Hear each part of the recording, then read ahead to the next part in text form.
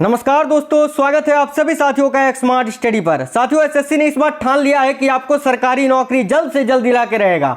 अभी SSC CGL आया ही था कि एसएससी एमटीएस का एक और बड़ा भर्ती आ गया है। मैं आपको सीधे जो है ऑफिशियल नोटिस डाउनलोड करके यहाँ दिखा देता हूँ। जैसा कि आप लोग देख पा रहे हैं, मैं अभी एसएससी के ऑफिशियल साइट पे हूँ।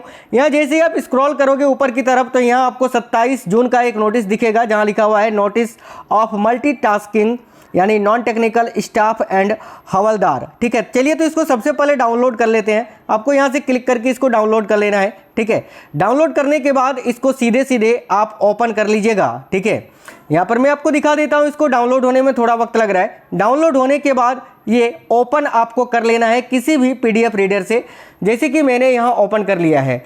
अब आपको यहाँ पर संपूर्ण जानकारी दे देते हैं, तो ध्यान से देखिएगा। इस बार कितनी पोस्ट है, आपकी क्या क्राइटेरिया रखी गई है, क्या कुछ बदलाव हुआ है, सारा सब कुछ आपको जानकारी दूंगा। तो सबसे पहले वीडियो को एक लाइक जरूर कर दीजिए और इस क्लास को अपने दोस्तों तक शेयर कर देना। ठीक है, और आप में से कोई भी साथी नए हैं तो चैनल को सब्सक्राइब जरूर कर लेना।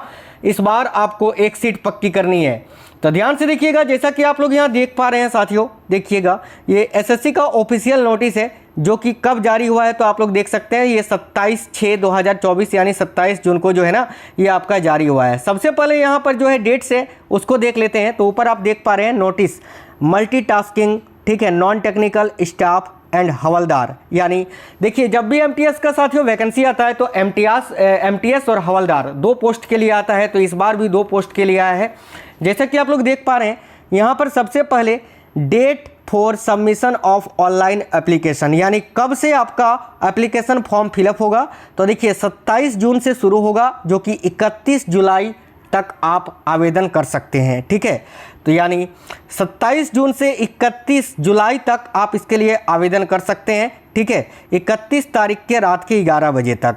और जो फी होता है ना साथियों, जो फी जो है आपको ऑनलाइन देना पड़ता है, और उस फी के लिए आपका अंतिम तिथि 1 अगस्त तक रखा गया है, 1 अगस्त रात को 11 बजे तक। चलिए, इतना आप समझ गए।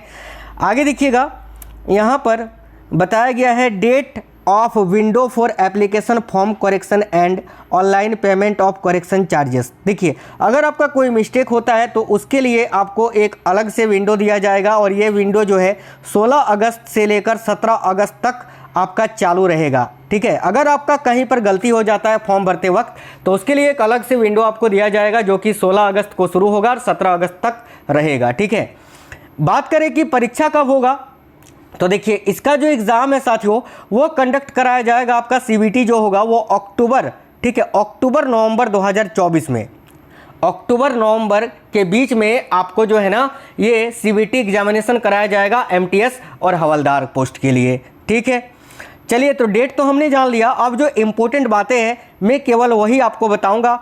तो यहाँ पर देख लेते हैं। जैसे कि मैंने आपको बताया, दो पोस्ट के लिए आपका ये वैकेंसी है। एक तो आपका मल्टीटास्किंग स्टाफ के लिए है, एमटीएस नॉन टेक्निकल, और एक आपका हवलदार पोस्ट के लिए है। ठीक है, आगे देखिएगा। यहाँ पर देखिए साथियों, सबसे ज़रूरी बात वैकेंसीज। तो वैकेंसी कितनी है भाई, तो एमटीएस के लिए जो वैकेंसी है वो है 4887 पोस्ट है, और यहाँ पर जो है ना हवलदार के लिए 3439 पोस्ट है। ठीक है, टोटल 8300 कुछ पोस्ट आपके हो जाते हैं दोनों को मिलाकर। और आगे देखते हैं, तो यहाँ पर जो है कुछ जो ज़रूरी बातें बताया गया है वो पहले डिस्कस कर लेते हैं।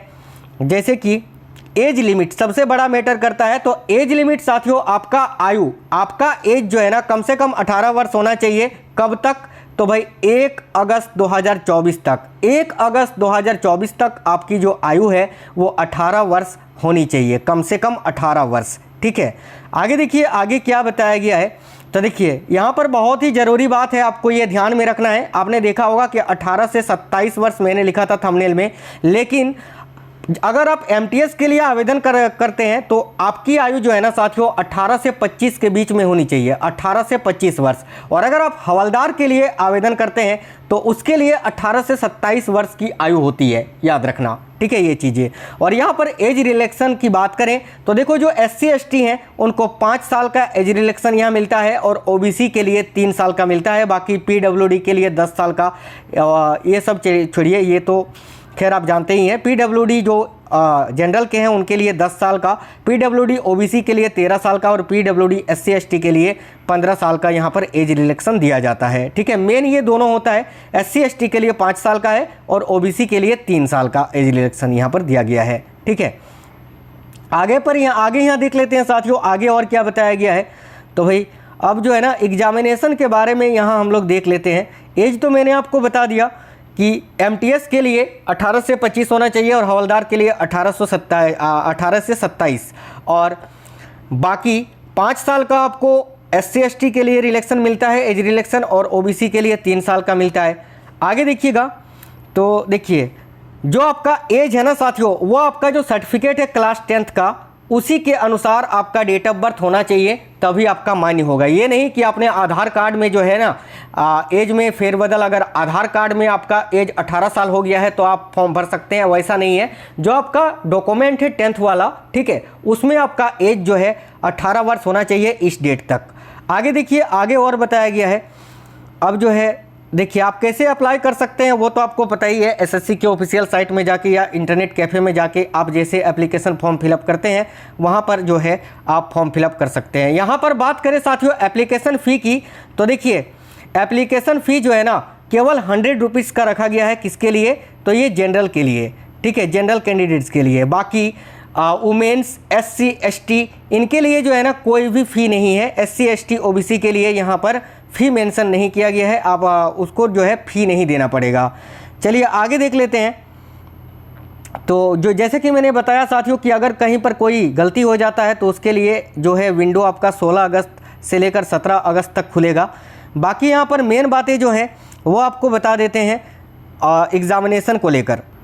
तो साथियों एग्जामिनेशन आप सभी को पता है कि पहला तो सीबीटी होगा। एमटीएस के लिए केवल एक ही पेपर है और जो हवलदार के लिए जो हवलदार के लिए आवेदन करेंगे उनके लिए 2 पेपर होगा। एक तो आपका सीबीटी होगा और एक आपका जो है फिजिकल होता है। देखिए आपसे पूछा क्या जाएगा सीबीटी में साथियों, ये दोनों के लिए है, ठीक है। तो सीबीटी में आपका होगा ये कि आपसे देखिए मैथ के 20 क्वेश्चन पूछे जाएंगे जिसमें आपको 60 नंबर मिलेगा, यानी एक क्वेश्चन जो है वो 3 नंबर का रहेगा, ठीक है। एक क्वेश्चन अगर आप सही करते हैं तो उसके लिए 3 नंबर मिलेगा। रीजनिंग में भी 20 क्वेश्चन रहेंगे जिसके लिए 60 मार्क्स आपको मिलेंगे। और ये जो पहला वाला सेशन है इसमें आपको 45 मिनट का समय मिलेगा, ठीक है, 45 मिनट का आपको समय मिलेगा।